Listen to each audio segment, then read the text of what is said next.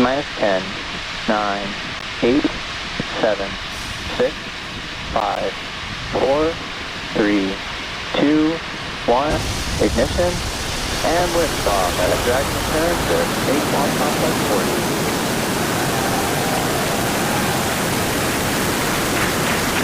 Tons of science and cargo take flight on NASA's SpaceX 30th Commercial Resupply Services mission. Falcon 9 at 1.7 million pounds of thrust. Pitching downrange, hearing good calls of performance. Nominal trajectory as Falcon 9 and Dragon arc out to the northeast. Falcon 9 has successfully lifted off from Slick 40 at Cape Canaveral Space Force Station. Now, during ascent, we will tilt or gimbal our engines, guiding the rocket into what we call a gravity turn. Through this turn, the vehicle is flying both up and horizontally away from the launch pad. Now, this rocket typically needs to go about 17,500 miles per hour horizontally in order to make it to orbit and avoid being pulled back down to Earth. So moments ago, we did throttle the engines down in preparation for max Q, or maximum aerodynamic pressure, in just a couple seconds. Max Q. There was that call out for max Q. And coming up, we have a few events in quick succession, starting with main engine cutoff, followed by stage separation, second engine startup 1, and the start of the boost back burn for the first stage. MVAC is chilling. There's the call out. The MVAC engine on the second stage is chilling in, getting ready for startup. Now, the first of these events is main engine cutoff, or MECO, where the 9 Merlin 1D engines on the first stage will shut down in preparation for stage separation, which is where stage 1 and 2 will separate from each other, with the first stage making its way back down to Earth and the second stage performing second engine start 1, which is where we ignite that single Merlin vacuum engine on board the second stage. Now, the boost back burn will then start on the first stage.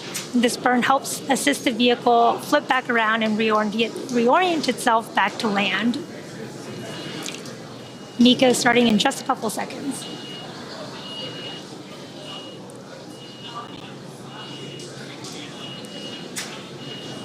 MECO. Stage separation confirmed.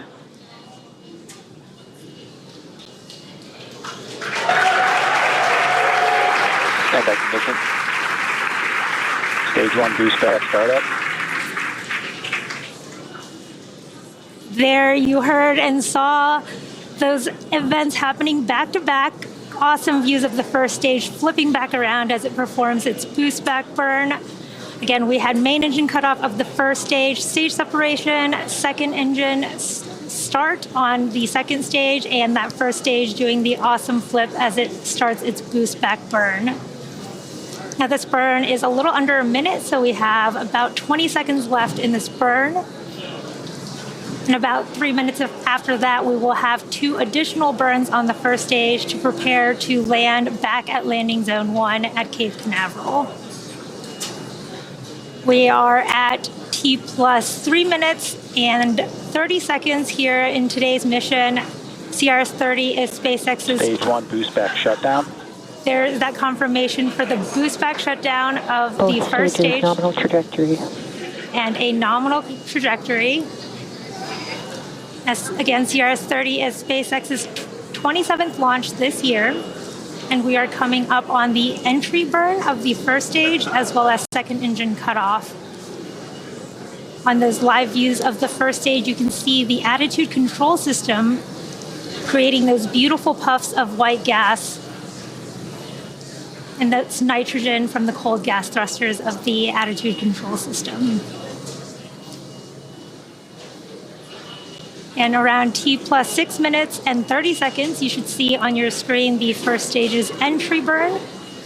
And for the entry burn, we relight 3 of the M1D engines on the first stage, starting with the center engine 9, followed shortly by engines 1 and 5, which slows the vehicle down as it passes back into the Earth's atmosphere.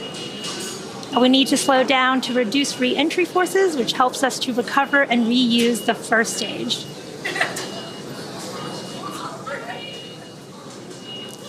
The second stage on the right, you can see beautiful views of the Earth in the background, and that Merlin vacuum engine heating up as it performs its burn.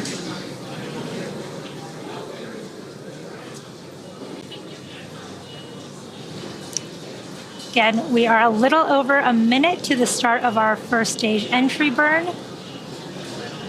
You can see the first stage on those live views on your left with 2 of the 4 hypersonic grid fins deployed, helping steer that first stage down as it makes its way back home to Earth.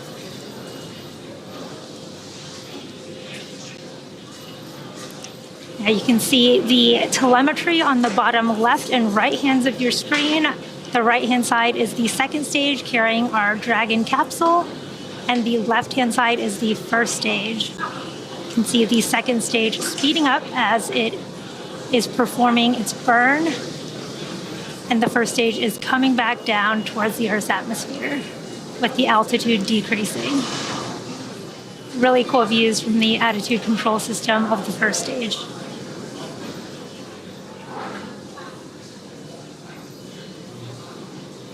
Just about 20 seconds from the start of our first stage entry burn, we should be able to see really cool views of that burn from those views on the left of your screen.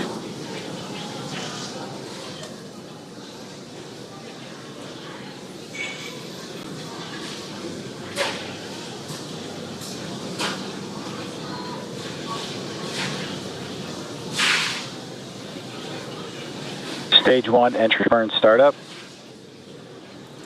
There is the start of the stage 1 entry burn, and this is a 3-engine burn on the first stage of Falcon 9.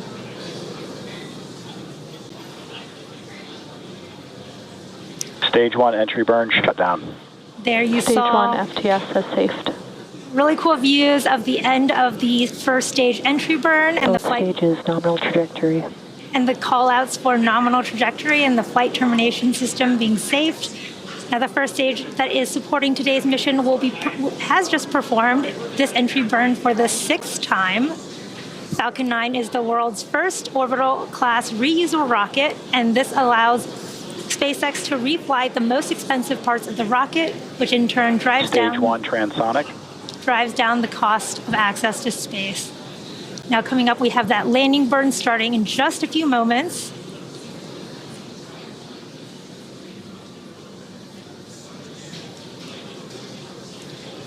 There's the start of Stage 1 landing burn. that landing burn. Really cool view of Cape Canaveral coast. Stage 1 landing leg deploy. Wow, wonderful views of that first stage Stage landing. 1 landing confirmed. Back at landing zone 1, looking pristine there, and there you have Terminal it. guidance.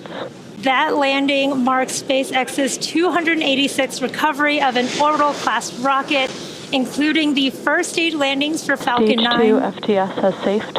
and Heavy. You heard that call out that stage 2 FTS is safe, getting ready for second engine cutoff here in just under 10 seconds.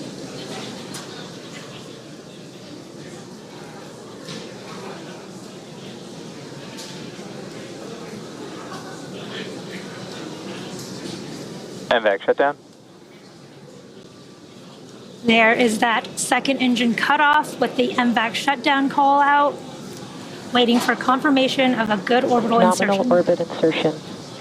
There is that confirmation of good orbit. It looks like we are on track for Dragon separation in just a few minutes, just before the T plus 12-minute mark. It has been a great launch so far. As I mentioned earlier, today's launch was the first for our upgraded Dragon to be flying from Slick 40 after we stopped flying the older version of Dragon back in 2020. And to support our growing launch manifest, we've made new upgrades to Space Launch Complex 40, including a brand new tower and access arm, which enables more efficient late load operations as well as human spaceflight missions.